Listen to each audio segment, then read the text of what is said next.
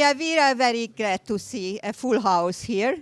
So a good morning and a very warm welcome to all of you of the UNESCO most 7th Winter School in Kőszeg at the Institute of Advanced Studies. My name is Anikó Magasházi. I am a member of the iASK team. And since I've been here for 8 years, so I witnessed these wonderful winter schools as well. I am very pleased to announce that there were very significant interest for this winter school and this event. There are 29 participants here in person, and in the very last minute we decided to allow also online participation, as there were legitimate reasons, big distances, Pakistan, Guinea and whatsoever, and still very qualitative applications.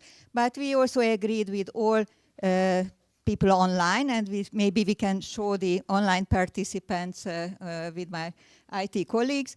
They actually agreed that everyone is there with face and live to be part of the event, to be together. There are some of our colleagues who are IT managers of the event. Naturally, they won't show their face, but all others we kindly ask to step in and show their face.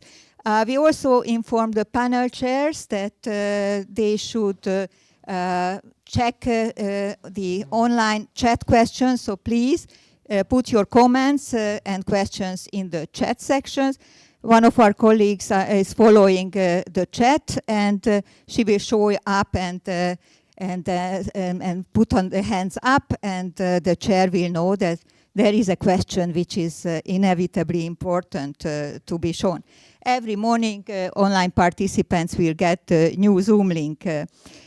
Regarding the fabulous speakers of these 5 days, we also produce the brochures, which is in physical form and virtually available. So there are detailed CVs, so neither the chairs nor I am taking the time now rereading these CVs, just a short introduction of the speakers.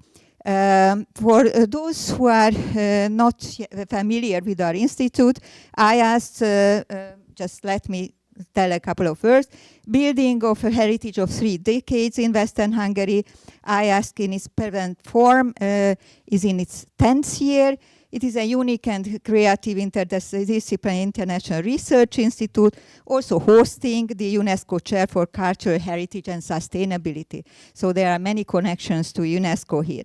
The chair itself was established back in 2011 by iASK predecessor organization, and beside the host institution, University of Pannonia became part of it. Now it's time to begin. To open the 7th UNESCO Most Winter School, short introductory presentation will follow. First of all, I would like to ask Dr. Gábor Soós, General Secretary of the Hungarian National Commission of UNESCO, to give his address. Gábor Soós has been in this position for 2016, so we've been on the road together with the UNESCO Most Schools ever since.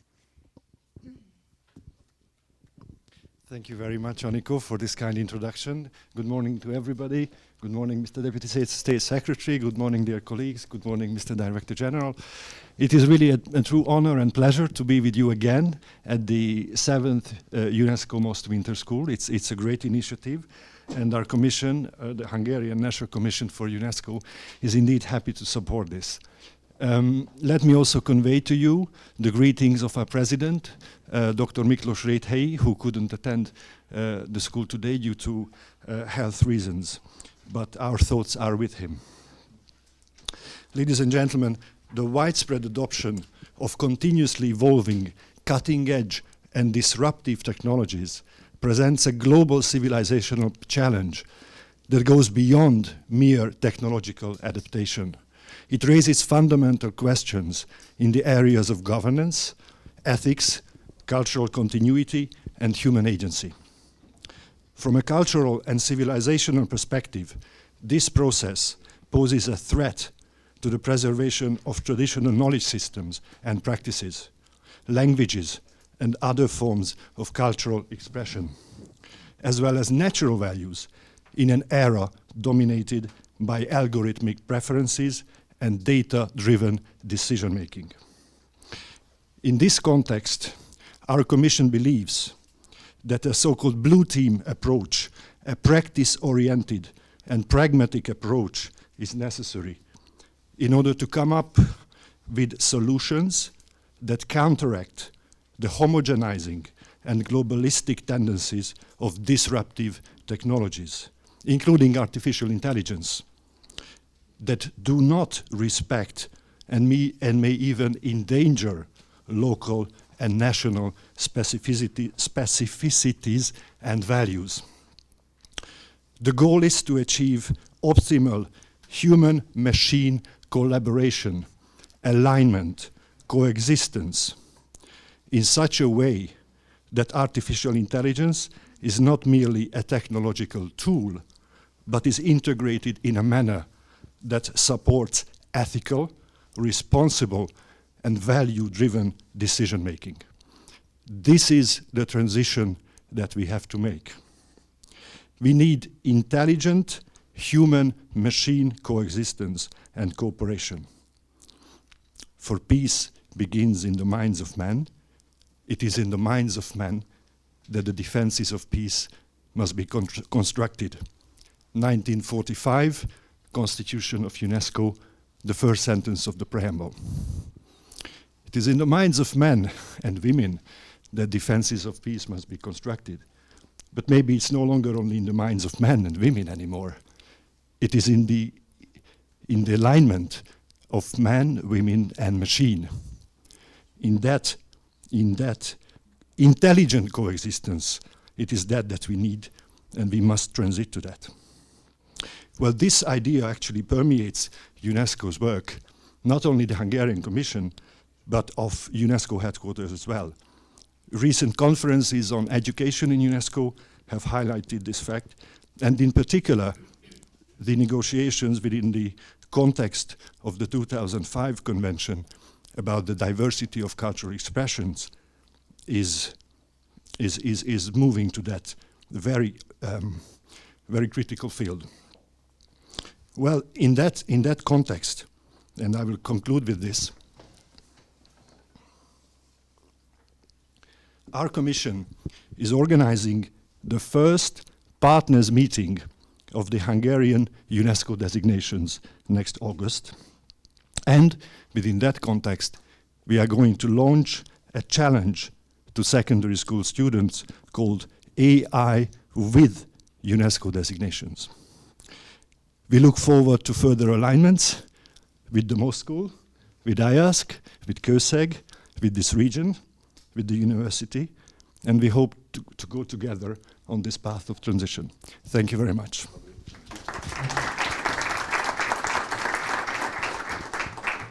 Thank you very much. For those of you who have not been here before, and many of you are here, Kőszeg is a pearl of cultural heritage and then also a welcoming city. But I think Mayor Béla Básthy is the best person to talk about this. I hope so with the micro. So welcome to everybody to Kőszeg. Nice to see you here. It's not very usual because it isn't a tourism season month, February in Kőszeg. So Kőszeg people will be a little bit surprised by seeing you in the street. But don't worry, they are very kind people. They have some specialties. They speak better German than English. So if you try to communicate with them, prefer German on the first level. Of course, it's just beautiful to be here again. Thank you, Mr. Professor Miszlivetz. Thank you to the professors and to the participating people to come to Kőszeg. It's really surprising that so many of you are interested, especially for these days and to the topics which will be on the table in these 5 days, but of course also a little bit for Kőszeg. So thank you for your coming. If you want to get a little bit information also about Kőszeg, I can offer to you the tourism office on the main square. They are English speaking people, so please try them first. But you can also meet some people in groups. We have had sad stories in the 20th century, of course, also in Kőszeg, and the next day, the 25th of February, is the memorial day of the victims of communism, also in that town, and we will organize a short memorial event. We meet at 17:30 on the place before the town hall, and we will walk to the cemetery. So if you want to a little bit take part into the life of Kőszeg people, a little bit to see some Kőszeg people, I think there will be a kind of possible meeting. On other days we have also concerts and nice events, but you know we are in the week, so you have to go to the pizzerias, to the restaurants, and to the wine cellars if you want to meet Kőszeg people. I hope it is so. I wish you a very nice conference, and I have also not only an invitation, for example, to this event tomorrow, but also a wish, because it's very nice to welcome 30 advisors of the town, or possible advisors, and I always have 3 issues when I'm interested on your opinion.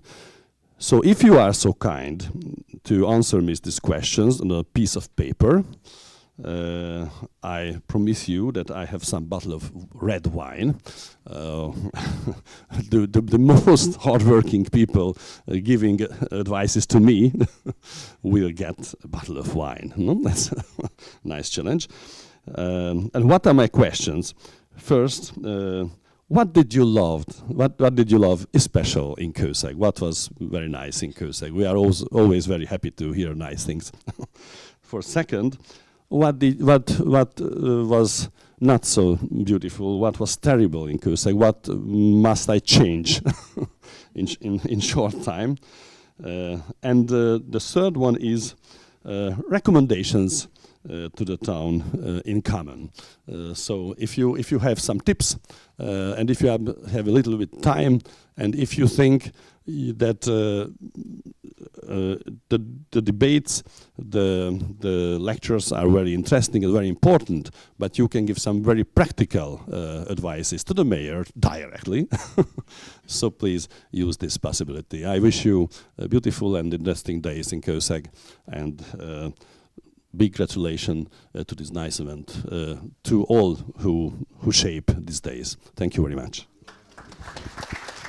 Thank you very much.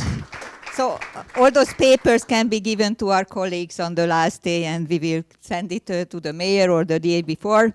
And at this point, I would like to introduce the founder and director of iASK and shareholder of the UNESCO chair, Professor Miszlivetz. His background is everything what is touched upon during this conference. Thank you, Anikó. May I ask you, I should be the last speaker because I'm so interested in what others are saying now. So I pass it further. Now the video message is coming from UNESCO according to the program. So please, Gergő, then there is a short video message. We invited also from UNESCO Paris, the director of social affairs in Paris, and he sent a video message. He used to have different positions in the Mexican government before 24, when he joined UNESCO Paris. I'm very pleased to join you, even virtually, for the 7th edition of the UNESCO Most Winter School, Bridging the Paradigm Shift, Governance, Technology, Socio-Ecosystems. I'm not able to join you in person today, but I wish to extend my congratulations to the Institute of Advanced Studies, Kőszeg, and the UNESCO Chair for Cultural Heritage Management and Sustainability for organizing such an interesting week of discussions. We're living in an era where escalation seems to define every aspect of our world, from geopolitics to technology, from climate to social inequalities. Multiple crises are unfolding simultaneously. Climate change is accelerating. Inequalities are deepening. Political polarization is growing. Conflicts are multiplying, drawing resources and attention away from long-term goals and priorities. Each of these challenges is not only urgent, but also interconnected. They reinforce one another, making solutions more complex. Consider climate change. In 2015, the world came together under the Paris Agreement, setting an ambitious targets to curb emissions and limit global warming.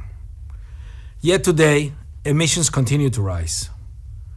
By mid-century, at least 239 million people will be disproportionately affected by extreme climate conditions. We simply cannot afford inaction. This cycle of escalation will not be broken without bold, interdisciplinary scientific collaboration, paired with policies that address social transformation with a holistic approach. Working in silos will not do the trick with such interconnected and complex challenges. We need sustained investments in research that bridges social sciences, technology, and environmental studies. We need policies that prioritize equity, ensuring that economic transitions do not leave the most vulnerable behind. We need to strengthen the science policy nexus. Evidence-based policies are relevant, an approach that is key at the core of UNESCO's MOST program. This approach bridges the gap between what we know and how we act. The MOST program helps societies and economies navigate social transformations and overcome barriers to progress. Policies shape our futures, which is why we have been working on a report set to be published soon on who bears the cost of climate change and the related policies. The report examines how climate policies impact different social groups differently and how they can be better designed to avoid the double burden of both climate change and the policies on the most vulnerable. We are also strengthening the academic policy nexus. Last year, our member states entrusted us with a critical mission, rethinking socioeconomic paradigms. To advance this, we launched a series of lectures featuring leading experts on reshaping our economies. These discussions have tackled urgent issues from the future of social protection and welfare to the integration of social and environmental concerns in the way we measure progress. To challenge outdated paradigms, we need more spaces like the MOST School, spaces where diverse perspectives meet, where conventional thinking is questioned, and where new approaches emerge. I applaud your commitment and encourage the continuation of such vital elements. I wish you fruitful exchanges. Thank you very much.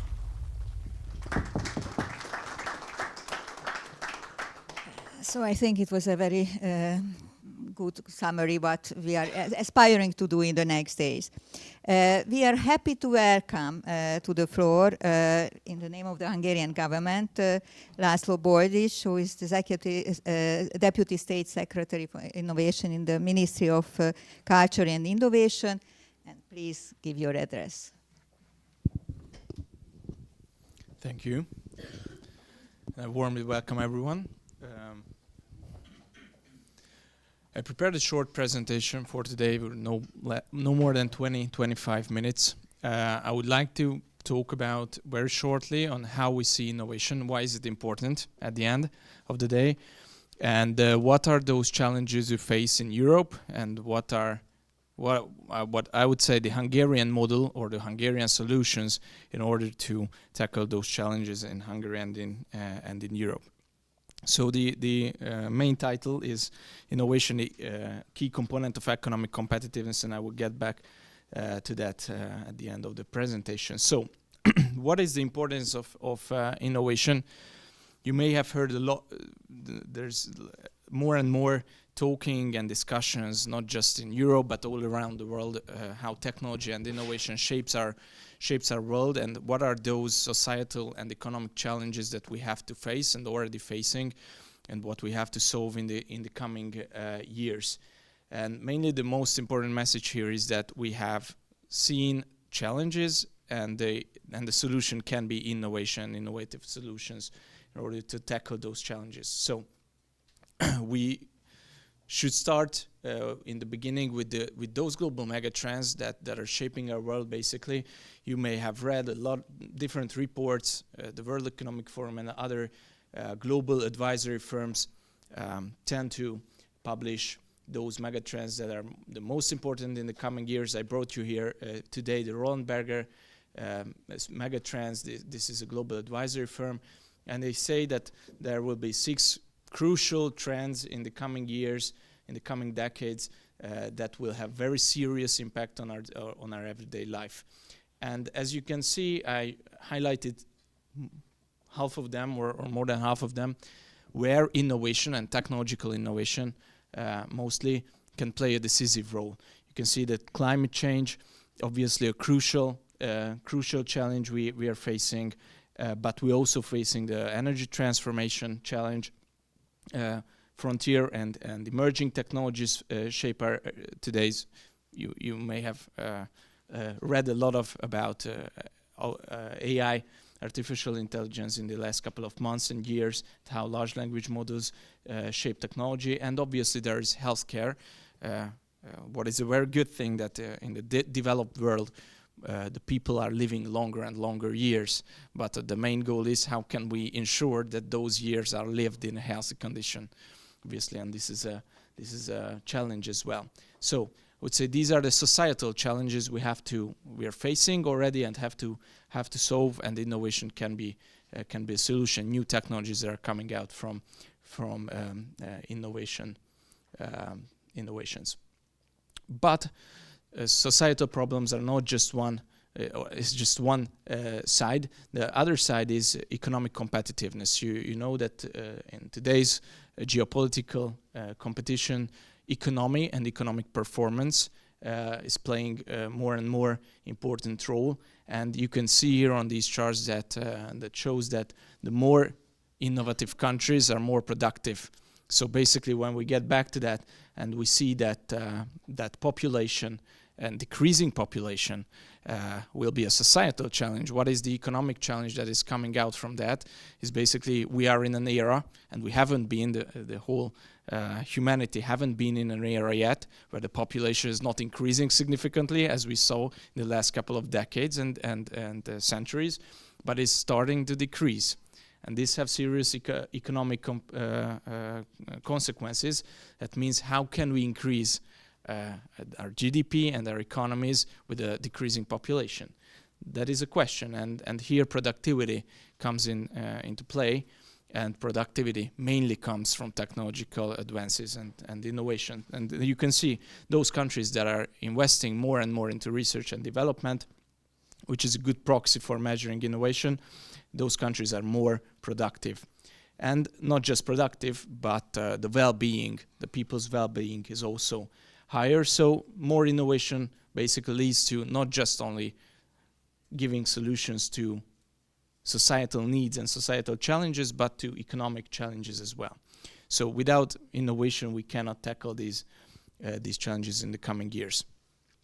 How do we see Europe's position, global position in innovation? You may have read different reports last year, the LATA report or the Draghi report that were published in the last couple of months, highlighting the need for Europe for creating a new strategy in order to enhance the innovation capacities compared to the US and China. Look at some numbers. This chart shows the US-EU productivity gap. That means how many GDP is produced by one person in employment. And as you can see, after the Second World War, the productivity rate compared to the US in the EU economies have been growing significantly. And until 1995, it has reached 95% of US productivity.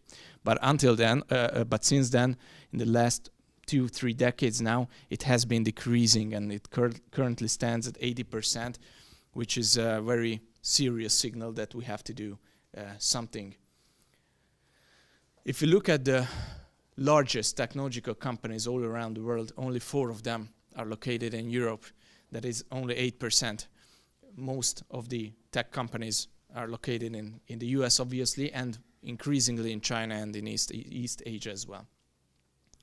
If you look at another indicator about the venture capital funds that are raised in Europe and in the US and China, you can see that only 5% of venture capital, which is crucial in financing new innovations, is located in Europe, and 52% of venture capital funds are in the US and 40% is in China.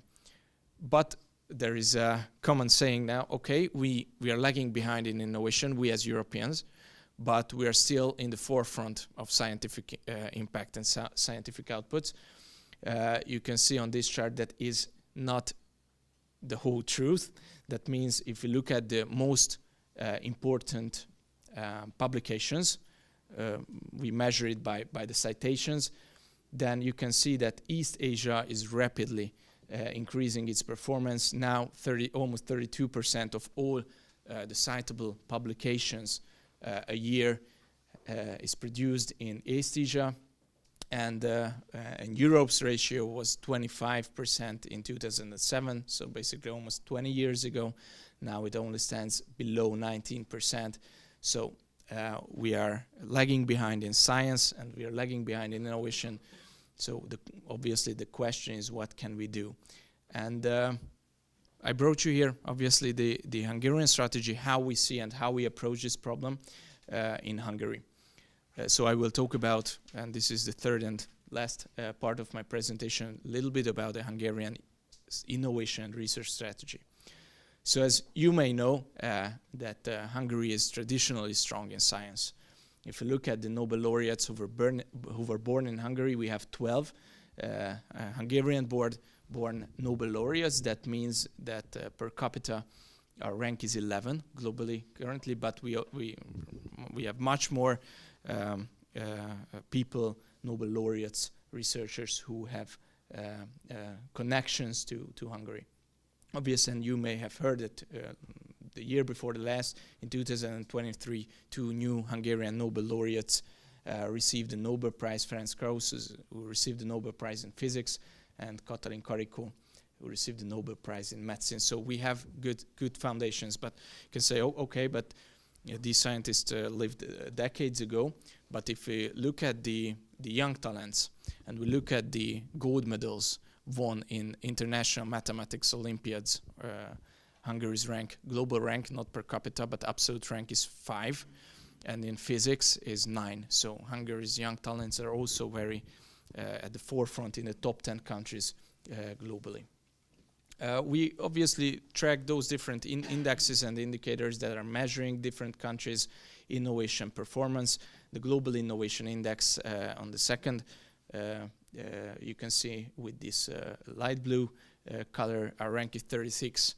How can you compare, or to what other data can you compare this rank? Hungary's population globally, our rank is 96. So with this 9.6 million population we have, our rank is 96 globally, and if you look at the per capita GDP ranking of Hungary, it's 47 currently. So if we compare our innovation capacities or performance to our economic performance and to our population number, we are ahead of these numbers. In Europe, our rank is 21, and you can see that in the global talent competitiveness index, our rank is 38. We have been increasing, and it is very important that we have been increasing the research and development expenditures in the last 2.5 decades. You can see here how the Hungarian GDP grew all over these years, and how the research and development expenditures grew. Now it currently stands in US dollars 4.6 billion, and you can see on the line chart that the GDP ratio of the R&D spending has been also increasing. Obviously, we are not there where we would want to be at the end of this decade until 2030. Our GDP ratio of R&D spending is currently stands at 1.4%, and we decided to have a goal to reach the 3% of GDP ratio of R&D spending until the end of the decade. And you may know that all of the European economies have made this decision to increase the spending. What is the structure of it? It is very similar to what we see in other countries. 1/3 of the spending is coming from the government, and 2/3 of the spending is coming from the private sectors, mainly companies, obviously. What is a very important result from the last decade, that if we compare the number of researchers and developers who are working in the Hungarian economy, even in the private sector or in academia, the number of researchers has been more than doubled. As you can see on the left chart, this was the 3rd largest increase in Europe. And you can see the relative ratio on the right chart. If we compare the number of researchers to 1 million capita population, we have been increasing significantly, as you can see, from around 3,000 to 6,500, but we are still a little bit below the European average, and we are significantly below the best performing countries in Europe, such as Denmark, Sweden, or Germany, for example. We have been put very serious emphasis on the doctoral programs. You can see that in the year 2014, so basically 10 years ago, the number of PhD students was around 7,000 in Hungary. Now it's in the year 2024, it's even higher, and we are above 11,000. That means that we have been increasing the number of PhD students significantly, more than 50%. And what is also very important and interesting as well, that almost every third PhD student who is studying in Hungary is coming from abroad today. What that means is that the Hungarian universities are facing a serious demand globally, not just in Hungary, because once again, more than 3,000 PhD students are studying in the Hungarian universities currently. What are those key factors that I personally see behind these good results? I highlighted here 5 key pillars. The first is that Hungary provides very generous tax incentives for a company in order to do or conduct R&D in Hungary. You may have known that we provide not just for R&D investments, but R&D activities and R&D personal tax incentives in Hungary. We have a dedicated fund for research and innovation, and we have a dedicated tax. We call it innovation tax, that is paid by large and medium-sized enterprises, and this tax is coming into a dedicated R&D fund, which is managed by the National Research Development and Innovation Office. And with the growing of the GDP, the amount of tax revenues that are coming from this innovation tax is increasing as well. So if the GDP is growing, then we spend more and more on research and development and innovation, and you could see the increasing investments from the state side as well. What is also very important, that Hungary has a very successful and I would say focused R&D policy, FDI policy. That means that we couldn't be able to reach these high number of research and development personnel I showed you in the last couple of slides without those new R&D centers of multinational companies who establish new activities here in Hungary. For example, Bosch, which is a tier 1 automotive supplier, a German company, employs more than 3,500 researchers and developers in Hungary, which is a serious number. We are, and this is the fourth factor, very heavily focusing on how can we connect our industry to our universities and research institutions. We have made several institutional reforms here with the university model change, and now a new operating model of the Hungarian Research Network was established at the end of the last year. We are providing different grant schemes for PhD students who are working in the industry from one side and in the PhD program. On the other side, we give grant schemes for joint R&D projects done by a company and the university, and I could mention a lot of more. So what is very important, that innovation, at the heart of innovation, that is science, and science is in our universities and research institutions. So the main challenge, and it is not just a Hungarian challenge, but a European or a global challenge as well, that how can we get the knowledge that is created in our universities to spin out in different types of technologies and products into the economy.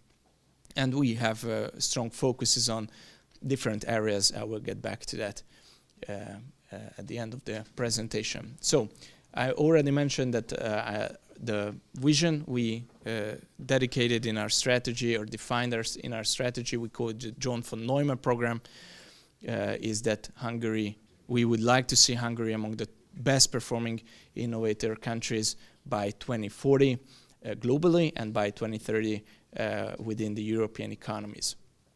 We defined 3 key goals in this strategy: scientific impact, societal impact, and economic impact. What are those? Obviously, I mentioned that we have very strong foundations in science, so we would like to see more and more scientists receive not just the Nobel Prize, obviously it's the main prize in science, but to be at the forefront of global science. We would like to focus our investments in R&D on how can we solve those challenges that are the most important for the Hungarian and European communities. I already mentioned some of those to you, and maybe it's one of the most important factors is how can we get to increase the competitiveness of our enterprise sector through innovation and through new products and technologies.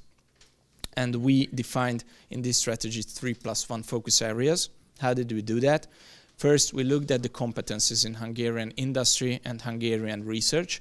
Then we looked at the different technological megatrends and the growth potential of different technologies. And third but not least, we looked at what are those topics that are important for the Hungarian community. And through this analysis, we defined these 3+1 focus areas that is very much in line, I would say, with the European strategy as well.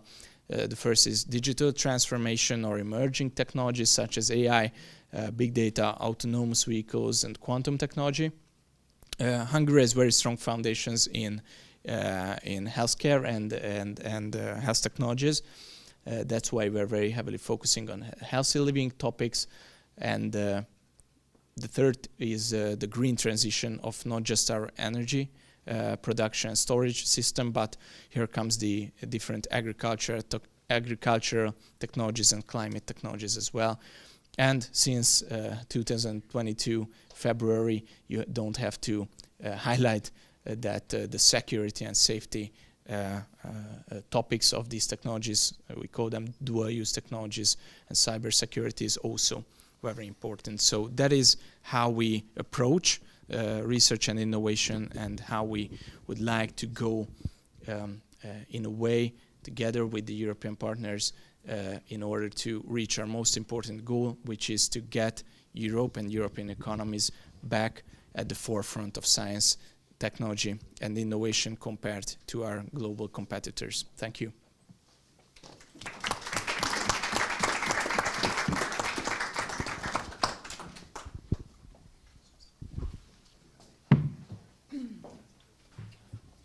Thank you very much, Deputy State Secretary. And I would like to ask for a short comment also Adrienn Bokányi, who is Councillor of Economic Affairs of the Municipality of Szombathely.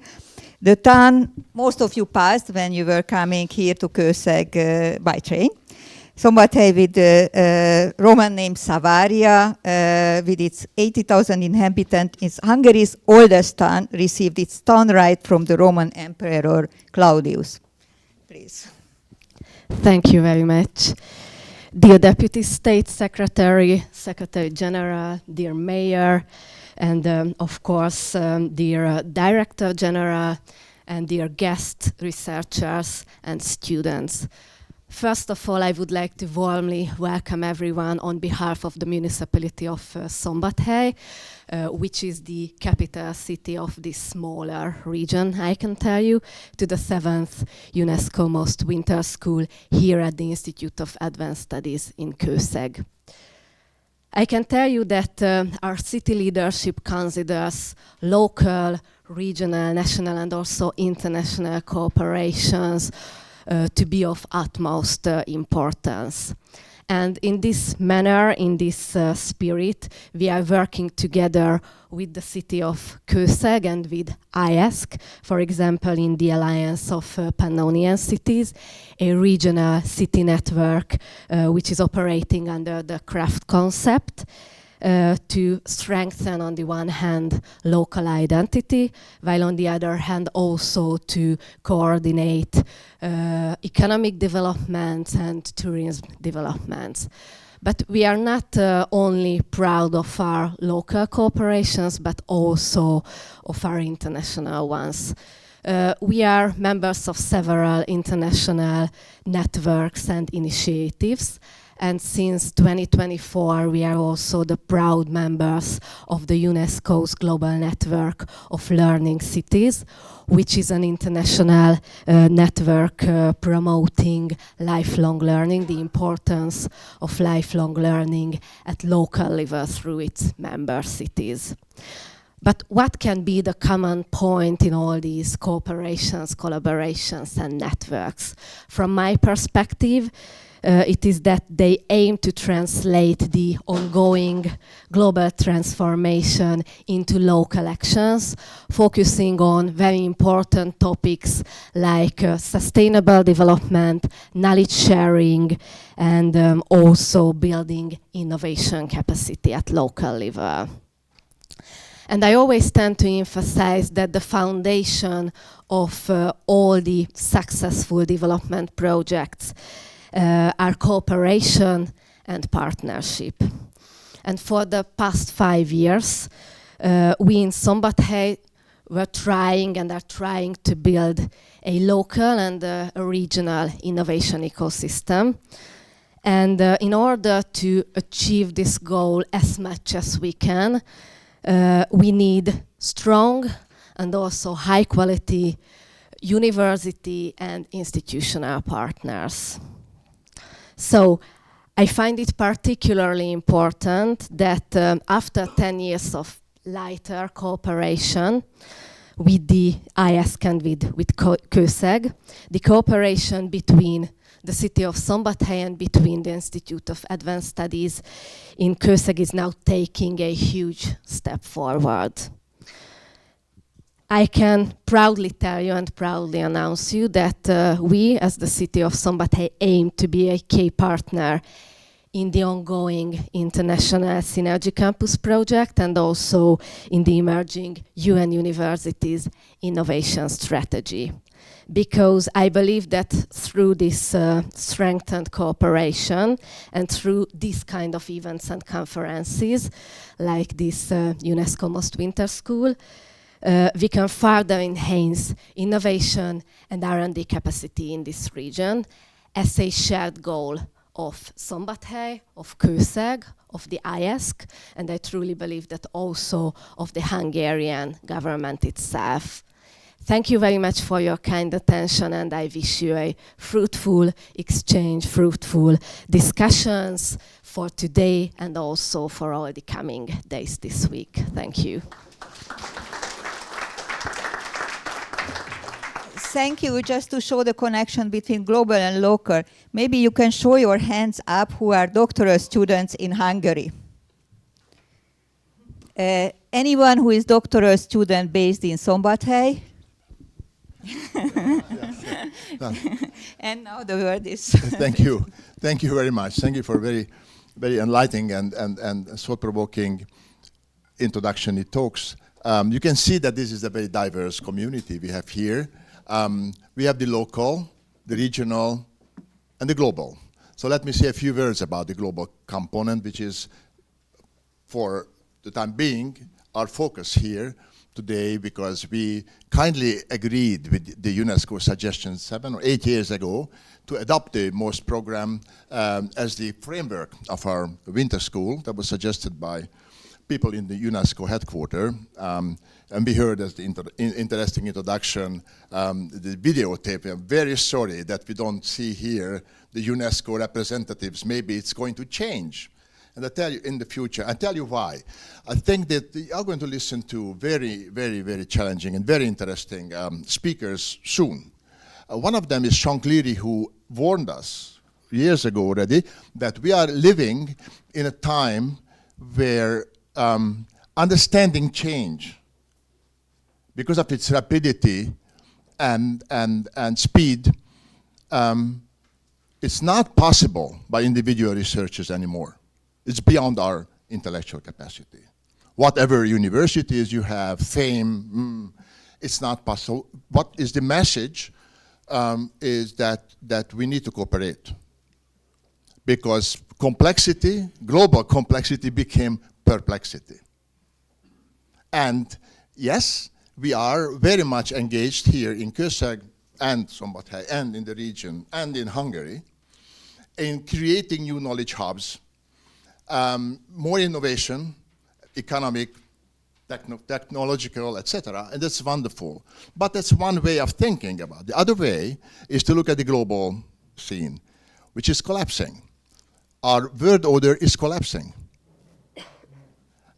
We are in an interregnum, which is very, very interesting for scientists to understand and to study, but it's very dangerous for the population.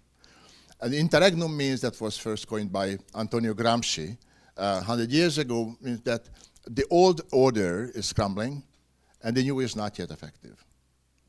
And that was repeated by Ulrich Beck, famous German philosopher, a couple of years ago, and this is what we are facing.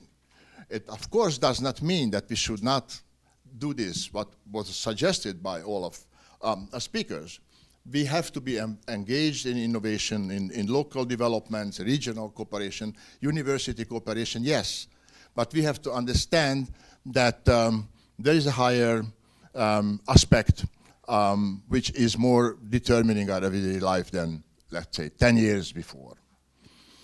And this is that the post-Second World Order is not anymore effective. Today, we commemorate the 3rd anniversary of Russian invasion of Ukraine. Ursula von der Leyen is in Kiev today to donate a huge amount of money to help the Ukrainian economy and the society to survive. And President Macron is today in Washington to convince President Trump to bring in to the negotiation table Ukraine, the invaded country.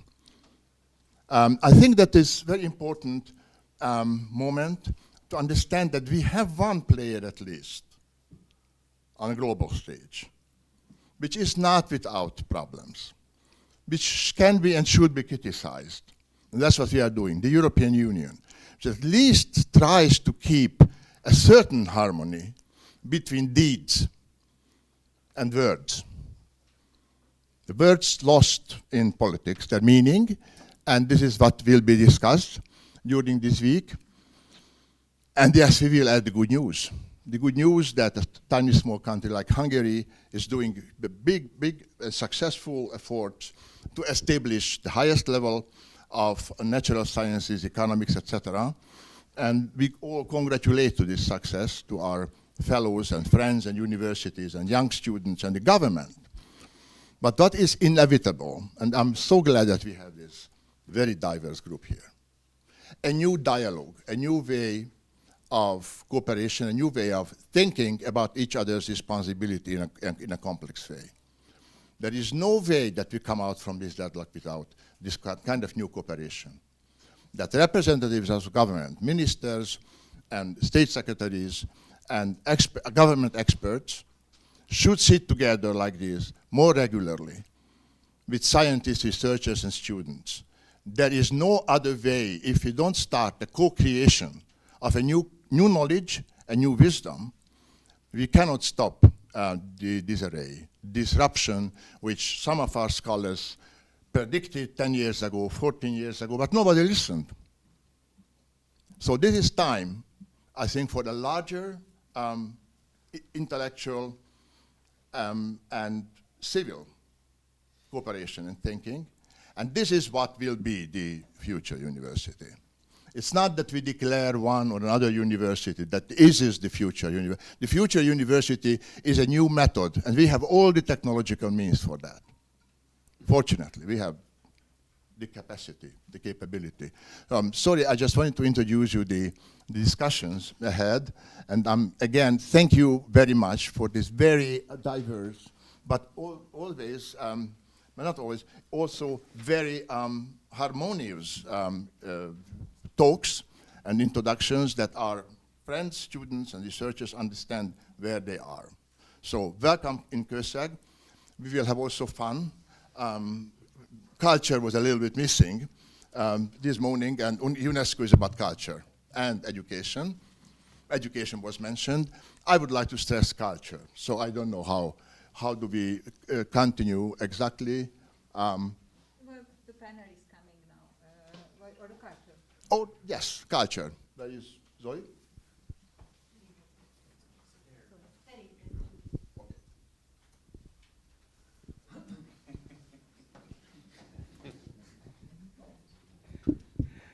I think this is a kind invitation to summarize this first meeting, as we agreed yesterday evening.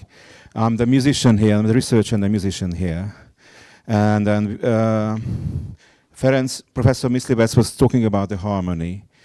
I thought that maybe as an artist or as a musician, I could draw an arch from morning to the evening.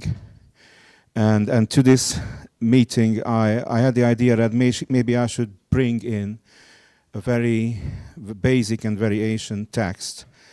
That's the Psalm number 133rd, which is a very fine example of this kind of harmony or this kind of unity or this kind of coming together.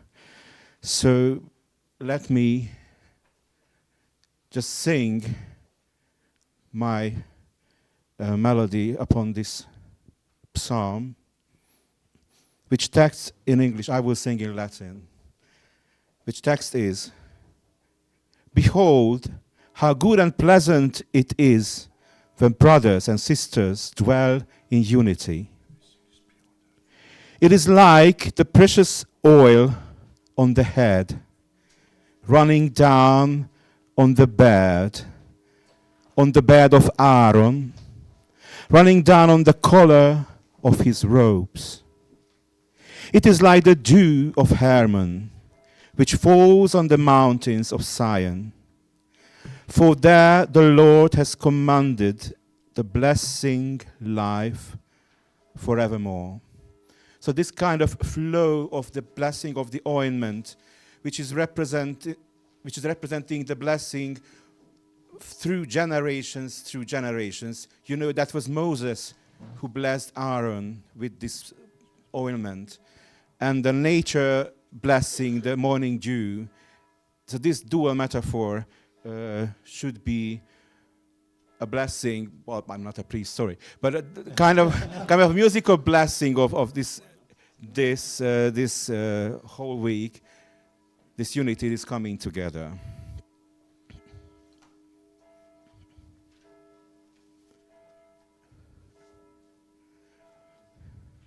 So in the ancient times, they had the Bible in front of them or in their mind, but only the text, and the melody comes from by heart or by practice. So I will do the same.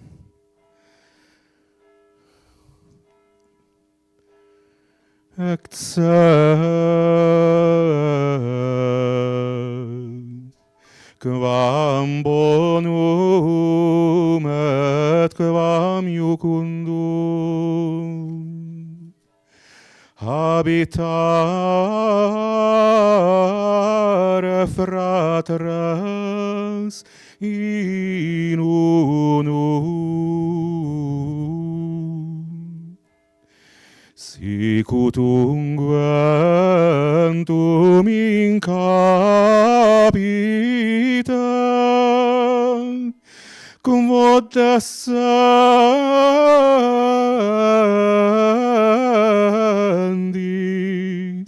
in barbam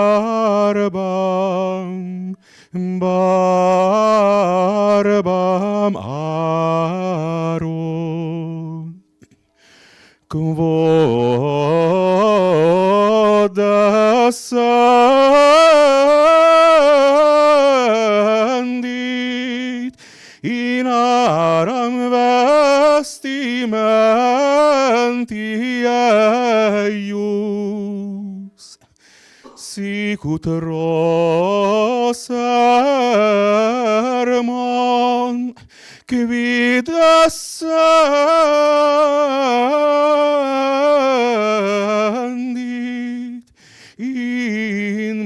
Fontem Sion, quoniam illic mandavit Dominus benedictionem et vitam usque in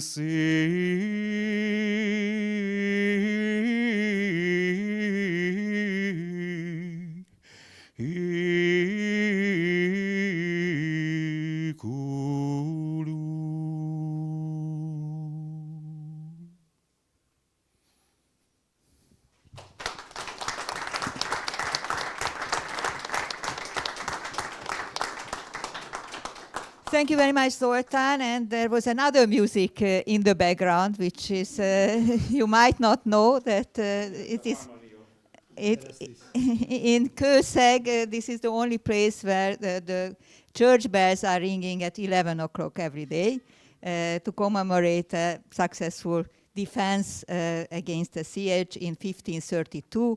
Thanks to that, you see this beautiful medieval town even today. So we really kept our time, so thank you very much for the panelists. And I will have the pleasure to give the floor to the chair of the next section.